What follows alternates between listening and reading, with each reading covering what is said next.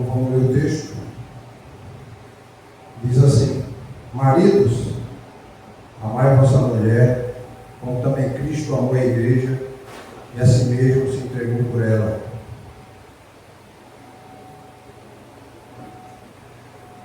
Nós vamos meditar nesse texto hoje.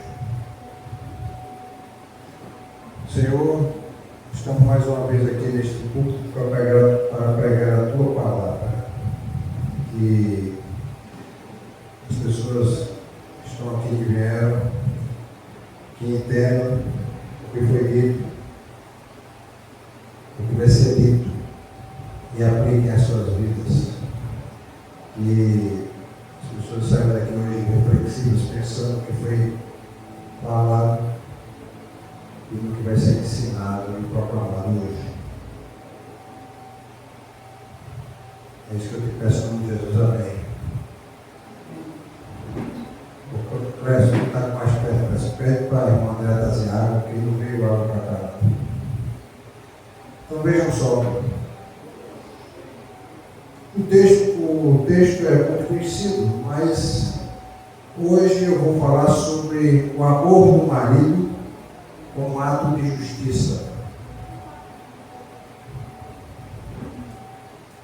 E o que eu entendo é que o marido pratica a justiça quando ama Cristo e por isso se entrega à sua esposa. E nós hoje vamos começar a entender que a cruz é a definição de liderança. Então, Paulo, quando escreveu os Efésios, ele definiu nesse versículo a postura do homem no casamento. Lembrando que no versículo 21 ele diz: sujeitando-os uns aos outros no temor de Cristo.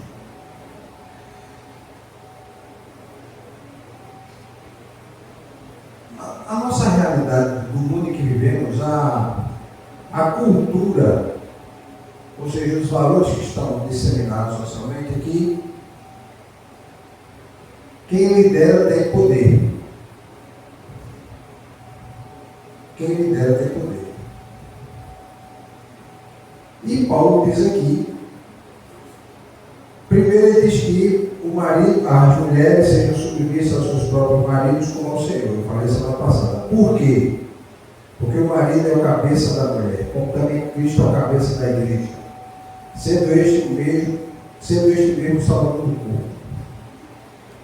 O que Paulo está falando aqui é o seguinte: é dado poder de liderança ao homem. Mas que liderança? Que liderança? E esse texto já criou muito problema com uma interpretação incorreta dele.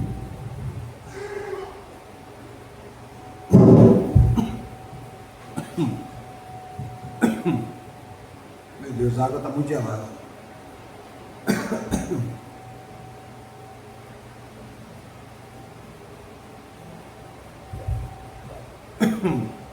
Então, Paulo associa a liderança ao amor sacrificial. A liderança do homem não está dada pelo poder que ele tem, mas pelo sacrifício que ele vai ter que fazer. A cultura, e quando você vai, a cultura política, vamos dizer assim, quando fala de autoridade como domínio. Quem tem autoridade domina, quem tem poder domina. Mas Paulo fala de autoridade como entrega. Porque ele diz assim: marido, amai vossa mulher, como também Cristo amou a igreja, e a si mesmo se entregou. Então, quando ele diz marido, amai vossas esposas, ele não está fazendo um apelo emocional para aquele amor emotivo. Ele, na verdade, está fazendo um chamado para uma postura ética que o homem tem que ter. Amar aqui é uma postura ética. E Paulo, quando começa, ele não vai dizendo assim: olha, os direitos dos homens é de fazerem isso, isso, isso. O homem tem direito a isso, isso e isso. Ele não diz assim, olha, o homem como cabeça da igreja é quem manda dentro de casa e a mulher tem que obedecer. Não, não começa por essa hierarquia. Simplesmente Paulo começa pela cruz. Porque Cristo amou a igreja e assim mesmo se entregou, mas se entregou onde? Na cruz. Então, se os maridos devem amar a esposa como Cristo amou a igreja, e assim mesmo se entregou, é para fazer um sacrifício equivalente àquele que Jesus fez. Só que a gente vai ver que não é que o homem vai redimir a mulher no sentido que Cristo redimiu a igreja. Não é divinizar o homem agora é equivalente a Cristo, não. O verbo amar aqui aponta não para um sentimento de amor que vai hoje e acaba amanhã. Vocês já ouviram essas histórias, né? Não, a gente separou porque o amor acabou. Esse casamento deve durar enquanto o amor durar. Não, Paulo está dizendo, olha, se você decide casar e você é o marido, você tem que entender que você vai ter que fazer um sacrifício. É tanto que Paulo não vai construir o argumento sobre os costumes, sobre as regras estabelecidas, as convenções estabelecidas na sociedade. Ele constrói sobre o senhorio de Cristo. Então, o sacrifício, o amor que o homem tem que ter, qual é o critério? É Cristo, o fundamento é Cristo e o paradigma é Cristo. Então, se o paradigma é Cristo, se o fundamento é Jesus, Cristo, quando amou a igreja, ele exigiu alguma coisa da igreja? Não. O que Jesus exige de nós é o quê? Que a gente tenha Ele como Senhor e Salvador. Ele mesmo diz, olha, dentro da igreja, tem as pessoas que vão fazer a minha vontade, tem gente que não vai fazer a minha vontade. E Cristo não dominou a igreja. Dominou no seguinte sentido, chegou e disse, ó, quem não me seguir vai ser morto. Não. Quem me seguir vai ter o quê? Vai ter a vida. Se não me seguir, vai ser morto? Não, não tem isso.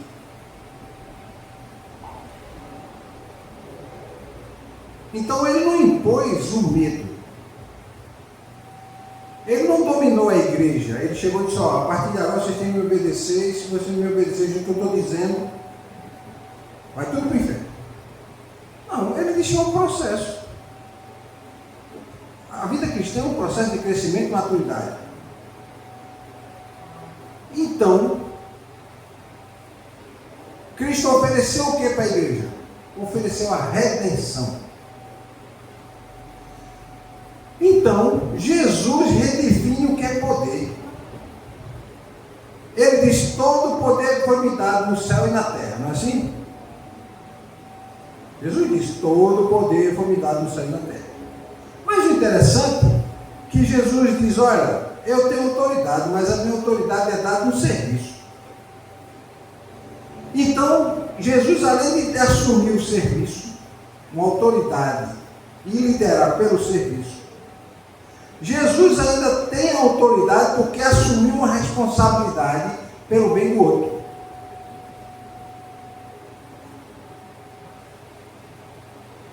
Então, se Jesus assumiu uma responsabilidade pelo bem do outro, quem é o outro aqui? É a igreja. Então, quando ele vai para a cruz e morre por quem? Pela igreja.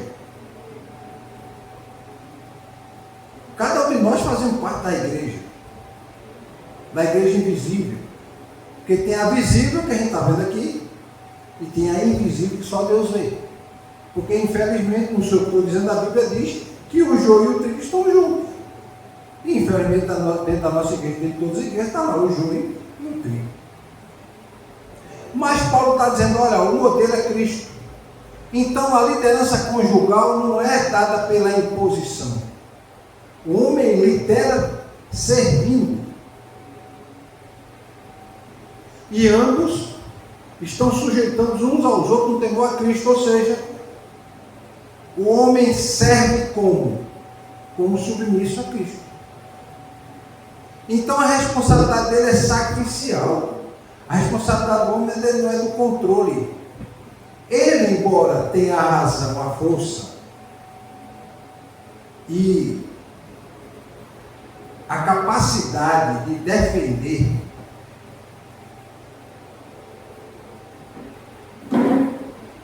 mas ele tem que fazer isso como sacrifício.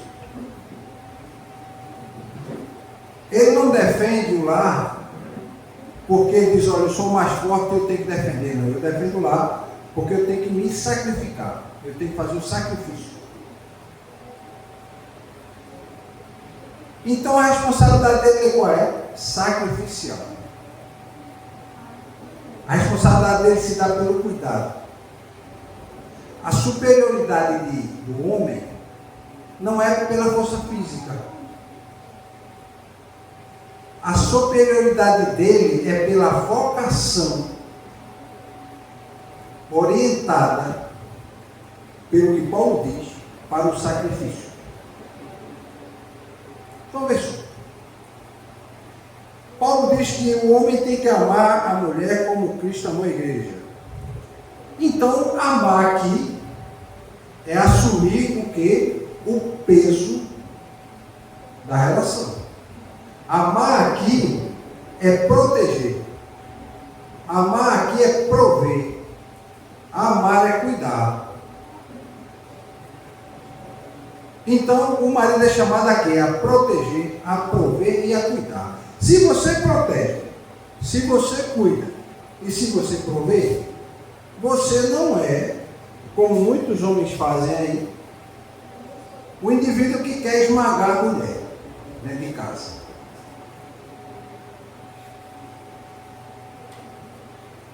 Então, se ele é um indivíduo que protege, que provê, que cuida e não esmaga, não anula, não inferioriza, ele então responde diante de Deus pelo ambiente do lar. O interessante é que ao homem é dada a força, ao homem é dado a voz mais forte, ao homem é dado o poder de decisão, de enfrentar um problema. Não sei se vocês já viram, né? Eu não estou aqui fazendo uma crítica às mulheres não, tá? Vocês já viram quando acontece qualquer coisa? Quem é que dá um grito? É a mulher. O que é que acontece com a gente? A gente fica calado e tenta administrar a situação para tentar resolver o problema. A mulher tem desespero e faz o quê? Eu estou dizendo, não estou criticando. É porque é da natureza da mulher. Né?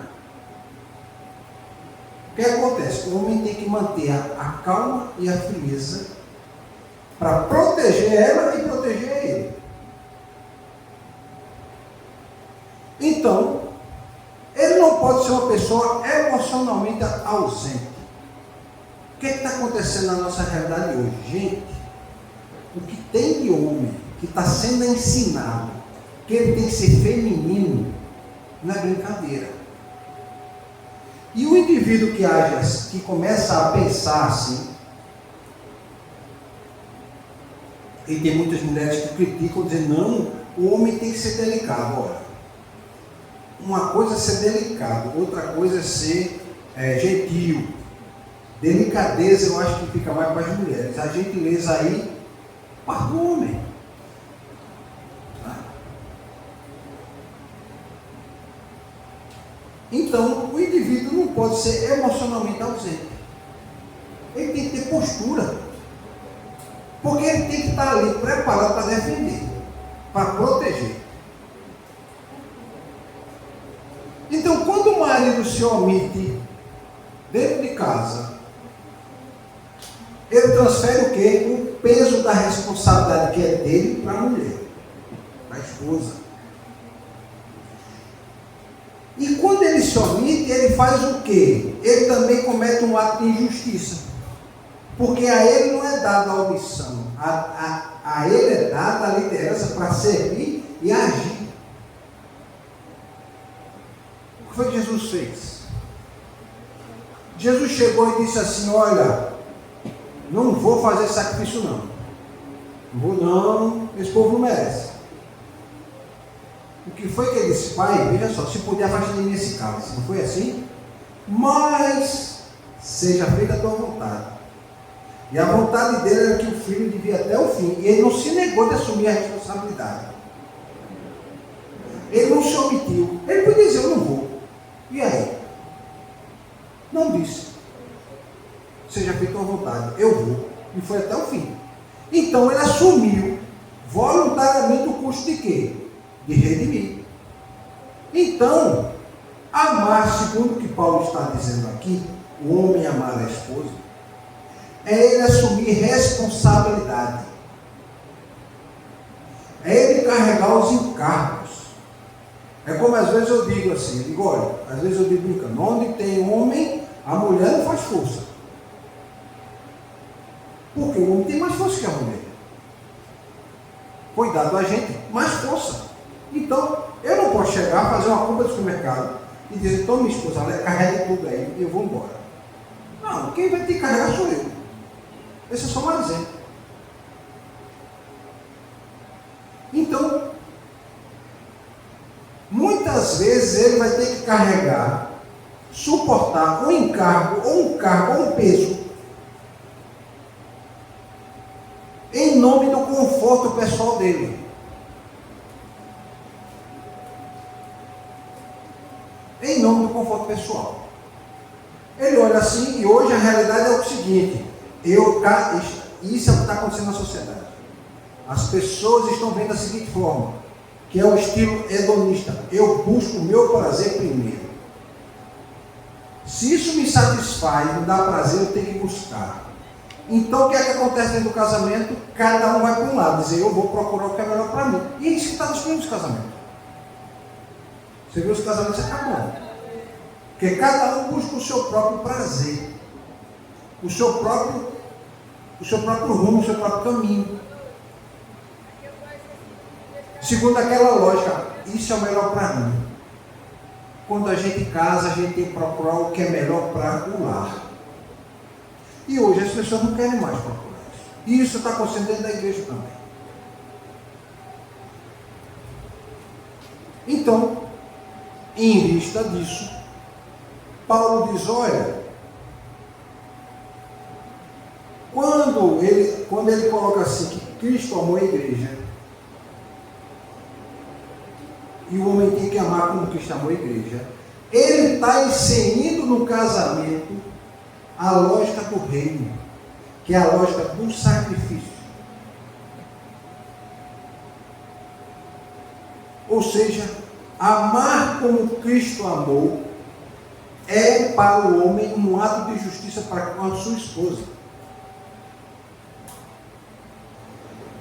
A justiça aqui, ela é colocada em prática no relacionamento. Se ela é colocada em prática no relacionamento, a justiça ela não violenta a pessoa. A justiça não impõe uma carga que a pessoa não pode suportar. A justiça não impõe uma pena além daquilo que ela fez, do mal que ela fez. Então, Paulo está dizendo: olha, se é para haver justiça, primeira coisa que tem que haver é a ausência de violência. A ausência de violência. Então a presença do homem dentro do casamento é para estabelecer o quê? O padrão de dignidade que é dada do marido para a esposa. Porque a esposa já está submissa a Cristo e entende que o marido é o cabeça da família. E esse conceito está sendo combatido hoje com todas as forças. Eu já dei vários exemplos aqui e vou repetir novamente. Os irmãos veem as pessoas, por exemplo, teve uma escola de samba que fez uma caricatura da família tradicional. E foi interessante, porque a figura que eles colocaram foi um marido e a esposa com um sorriso nos lábios, com duas crianças e todo mundo feliz. estavam criticando, dizendo que esse padrão não presta. Aí quando é uma semana depois, 15 dias depois, indivíduos que defendem aquilo vão fazer um casamento aqui com véu e grinalda, com a mulher usando o branco, o homem usando azul, numa igreja, com padre, com família, com tudo que um casamento tradicional tem que ter. De uma família tradicional. Ou seja, essas pessoas querem viver como? Não, elas querem que as pessoas vivam dessa forma porque fica mais fácil para elas dominarem as outras.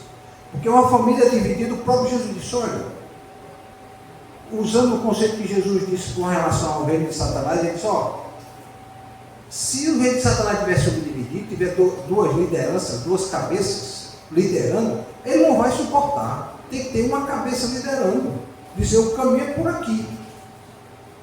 Dentro do lar é a mesma coisa. Se não tiver uma pessoa liderando, e aí o homem lidera com o serviço, a família se esfacela. Se a mulher diz, eu quero ir para cá, o homem diz que quer ir para lá. Se a mulher diz, eu quero fazer isso aqui, o homem diz que quer fazer aquilo outro. E cada um toma um rumo, e cada um segue um caminho, como é que vai subsistir esse lar? Não tem como. A tendência é que com o tempo ele se esfacelando, se deteriorando e perdendo o vínculo de família. E aí fica fácil para filhos serem adotados pelo tráfico, por exemplo. Filhos incorrerem, caminharem por crime. Porque cada um ensina uma coisa. Cada um diz, não faça o que seu pai determinou, não, faça o que eu estou dizendo. Aí o pai diz, não faça o que sua mãe está dizendo, não, faça o que eu estou dizendo. Então o Paulo está dizendo, ó, não pode ser assim. Esse amor vai reconhecer o quê? O valor da esposa. Esse amor sacrificial. Esse amor vai promover segurança. Esse amor vai construir confiança mútua. E ele vai gerar o quê? O crescimento no relacionamento. E nessa condição, meus irmãos, o homem não oprime.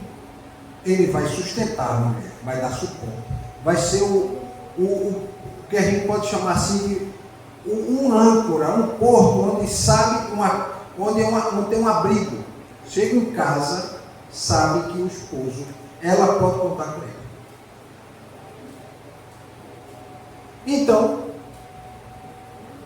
se Cristo amou a igreja para quê? Para santificar a igreja. E o que é que o homem tem que fazer? O homem tem que amar a esposa para que a esposa floresça. Então, quando o amor é sacrificial, meus irmãos, o que é que vai acontecer? A mulher floresce porque a justiça floresce. E quando a justiça floresce dentro do lar, o lar se fortalece. Então, construir um casamento, na nossa realidade hoje, cultural, que é totalmente diferente daquela apresentada por Paulo, que é a visão bíblica de casamento, é simplesmente uma busca de autorrealização individual.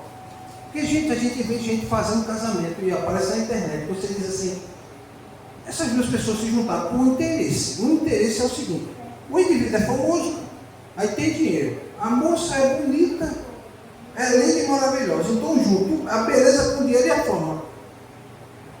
Eu quero a beleza dela e eu quero a sua fama e o seu dinheiro. E aí aparecem sorrindo felizes, aí passa um, 2, 3, 4. Quando perde a graça, porque não existe uma vocação para o casamento ali, existe um jogo de interesse. O casamento acaba. Aí você vê a pessoa acabando com 1 ano, com 2, com 3, com 4. E todos eles dizem assim, ele é o amor da minha vida. É o amor da minha vida enquanto dura aquela relação, aquele contrato de negócio. Eu entendo como um contrato de negócio. Já Paulo diz, olha, a gente não pode construir o casamento buscando a autorrealização individual. A gente tem que buscar a autorrealização do outro. Então, quando a gente constrói dessa forma, a gente constrói sobre o senhorio de Cristo. Como é que se funciona no cotidiano das pessoas? Primeira coisa, alguém aqui já chegou em casa, depois do trabalho, e a mulher diz assim, fulano, acabou o gás agora, 7 horas da noite. Aí você olha assim, meu Deus, e agora? Ora, a comida está no fogo acabou. Porque é engraçado, né? Que o gás só acaba de domingo, de manhã e de noite. Né? É assim. Ou se não, de manhã cedo. Porque todo mundo vai fazer comer para ir embora, né? O que é que o homem tem que fazer?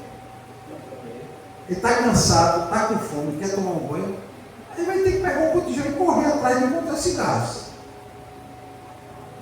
Ele vai ter que fazer sacrifício. E tem um que diz o que? Não, faz qualquer coisa aí. Se não tiver, come o que tem. Ou seja, ele está pensando nele, porque ele diz, ó, se não ele diz, peraí, eu vou fazer o seguinte, eu vou ali, vou comer alguma coisa e volto. Ou senão eu vou comer na casa da minha mãe, que é aqui perto. Então, quando ele faz isso, ele está priorizando o bem-estar dele, não o bem-estar da família. Então, o bem-estar da família está acima do próprio bem-estar e conforto dele. Poxa, eu queria tomar um banho agora. Eu queria trocar essa roupa. Mas ele não vai fazer isso. E isso daí, meus irmãos, não significa que ele está aceitando o abuso da bondade, porque às vezes tem situações que eu já ouvi falar de alguns casos, né? Pessoas conversando comigo. A esposa abusando da bondade do indivíduo. Vendo que o indivíduo era bom, tem um coração bom, ela abusando da bondade. E foi explorando, quando chegou um belo dia que ela atingiu o objetivo dela, ela dispensou ele. Eu conheço um caso, conheço vários, não vou contar só um. O rapaz, casado com essa moça, pagou o curso dela de administração. Ela não tinha o curso superior, ele pagou o curso dela, 5 anos pagando. E era da igreja, hein? Dizia que era crente. 5 anos pagando o curso. Ele comprou um apartamento, aí eu casado, eu vou botar o nome da minha esposa. Ele pegou e colocou o nome da esposa. Quando ela terminou a faculdade, gente, não foi brincadeira não, 1 mês e meio depois, ela disse que ia embora. Aliás, embora não, disse, sai de casa que o apartamento é meu. Arrumou um emprego e já tinha outra pessoa já. Esse coitado desse rapaz teve uma depressão, passou em 6 meses com depressão, por conta de uma atitude dessa. Ou seja, ele fez o sacrifício, mas a pessoa não estava no mesmo propósito de submissão a Cristo. Conheço outro caso de um indivíduo que pagou um curso de direito para a mulher. A mulher passou 5 anos da faculdade, e ele era guarda municipal. Depois ele pagou o curso para concurso. Aí ela passou, depois de muitos concursos que ela fez, ela passou para procuradora federal, ganhando um salário 5 vezes maior que o dele. O que foi que a bendita fez? A bendita chegou um belo dia e disse que queria separar dele, porque ele já não estava mais no mesmo padrão dela. No mesmo padrão dela. Acontece ao contrário, acontece, mas eu estou falando hoje de marido, não estou falando de esposa. Esposa eu falei semana passada. Então os exemplos são do que mulheres fizeram com homens. Semana passada eu falei dos exemplos do que os homens fizeram com mulheres. E ele foi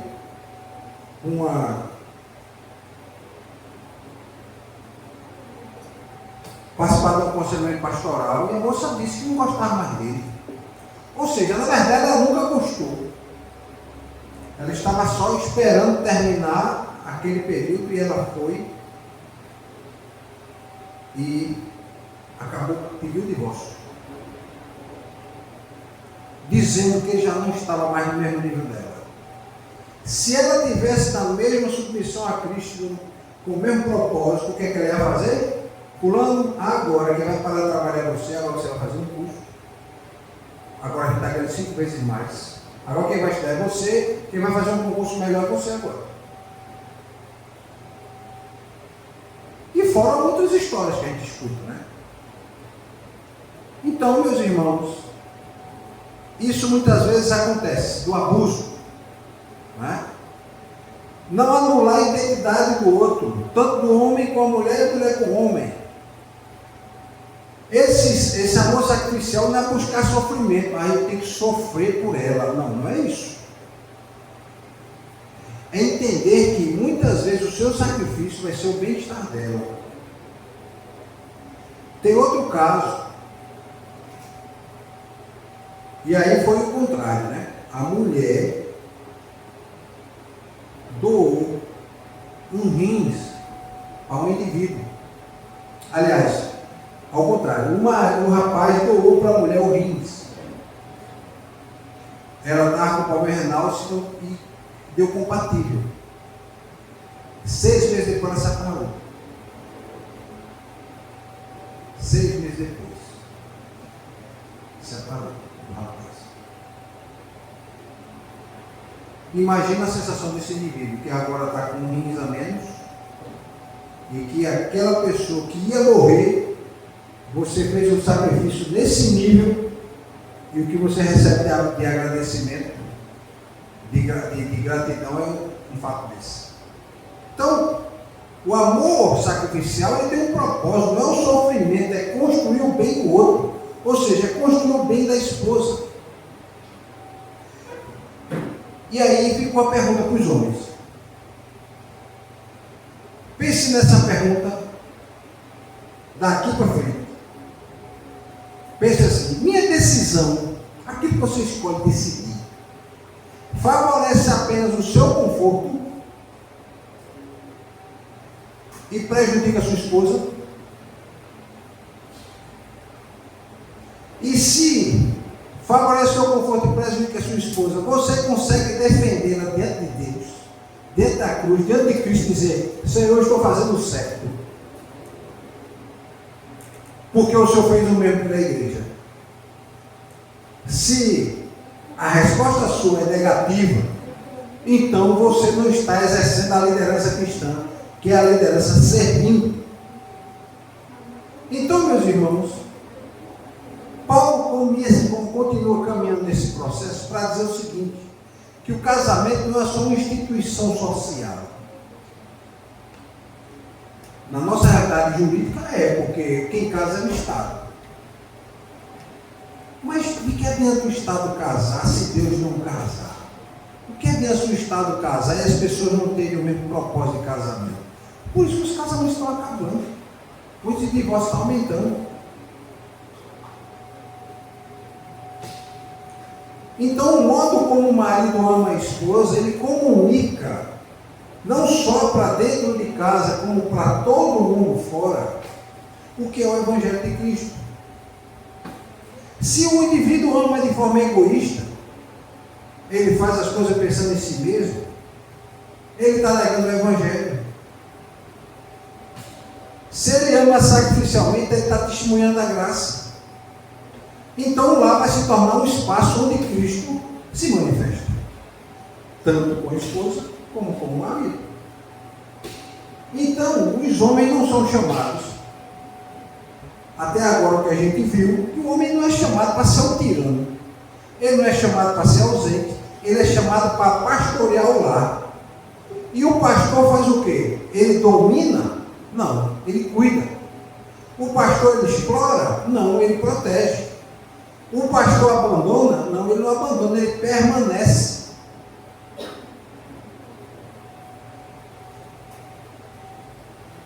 Quando vem um ataque de fora, o pastor é o primeiro a ficar na frente das ovelhas para lutar com quem quer atacar as ovelhas. O que foi que Jesus fez contando aquela palavra das ovelhas? Deixei 99 guardadas e voltei para pegar uma que estava perdida. Então, amar como Cristo não é uma opção. Segundo Paulo, não é uma opção. Isso é um mandamento. Então, isso aqui, meus irmãos, é um mandamento. Marido, amai a vossa mulher como Cristo também amou a igreja. Isso aqui é um mandamento. Isso é um imperativo. Então, é nessa forma de amar que a justiça de Deus se torna visível no lar. E eu sei que todo lar tem suas divergências, tem diferença, tem conflito, tem problemas. Mas a grande dificuldade está no que eu chamar diálogo. Se pelo menos o diálogo existe, o diálogo que eu chamo civilizado, onde ninguém grita, e as pessoas conseguem sentar e conversar, onde o indivíduo tem o propósito, e o marido e a esposa têm os propósitos para chegar num bem comum, é possível viver exatamente como Paulo está dizendo. Então, vou fazer a segunda pergunta para os homens. Se Cristo é o padrão, aonde é que a cruz aparece na sua liderança? Pensei. Pergunta aí, irmã Larissa Paclécio. Se Cristo é o padrão, aonde é que a cruz aparece na sua liderança? Ela aparece no modo que você fala. Ela tem que aparecer no modo como você decide. E ela tem que aparecer no modo como você reage quando é contrariada. Então, meus irmãos, liderar como Cristo não é liderar com discurso. Ah, não, porque na minha casa, pastor Marcos, funciona assim.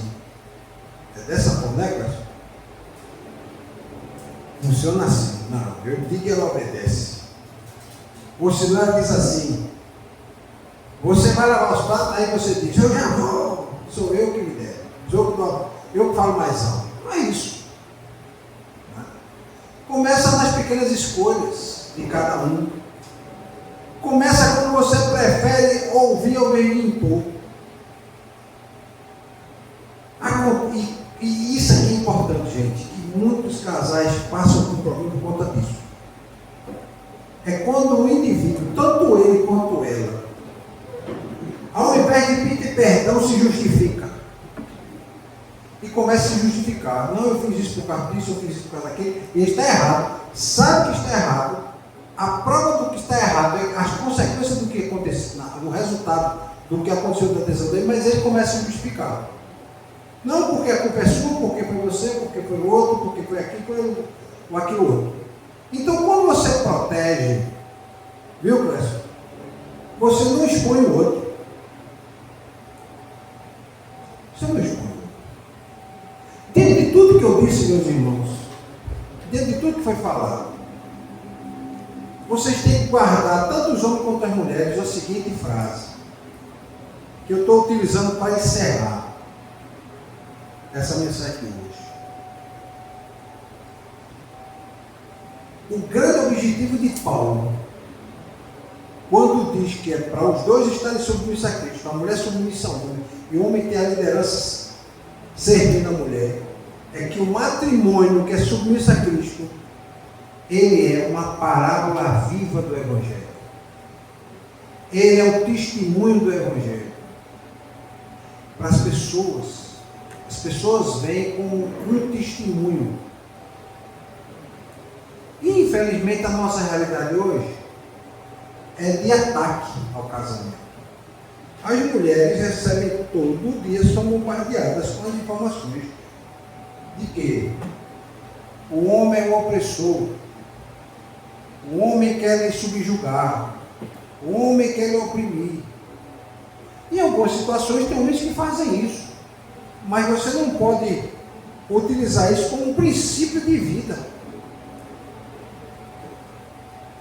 E outra coisa, esse padrão é um padrão bíblico. Como é que nós vamos cobrar um padrão desse para quem não é crente? Para quem não conhece a Cristo? Eu não posso cobrar. Eu só posso cobrar quem conhece a Cristo. Então fica a reflexão para os homens, sabendo que nós temos que nos sacrificar pelas nossas esposas. Nós temos que liderar servindo. E eu sei que muitos homens acham que é liderar mandando. E tem muitas mulheres que acham que, se ele falar, ele mandar, eu não faço, eu vou mandar nele. Não. Nós temos que parar para pensar que, se nós dois estamos submissos a Cristo, o que é que Cristo quer que nós façamos? Jesus quer um campo de batalha dentro de casa? Não, não quer. Então, se um quer brigar, o outro tem que querer desejar a briga? Não, o outro tem que se afastar. Se um quer discutir, o outro não quer discutir, dizer, ou é meu filho ou minha filha, ou meu amor, meu benzinho, ou o nome que você escolher chamar, eu não vou discutir com você. Tá certo. Outra hora a gente conversa. Eu vou dar uma caminhada aqui fora, vou na praça ali e volto. Quando você estiver mais calma, ou você mais calma, a gente conversa. E não querer retrucar, porque se retruca de cá, retruca de lá, aí cada um aumenta mais o tom de voz, daqui a pouco está aquela confusão dentro de casa. Né? E lembrando também, meus irmãos, o seguinte: cuidado com essas orientações que o mundo oferece. Essas ideologias, e a rede social está direto botando vídeo, eu já vi cada vídeo. Eu fico olhando assim, meu Deus do céu, uma mulher seguir uma orientação dessa, ela vai perder o casamento dela. Ou um homem seguir uma orientação dessa, vai perder a esposa. Vamos orar para a gente encerrar aí para a ceia.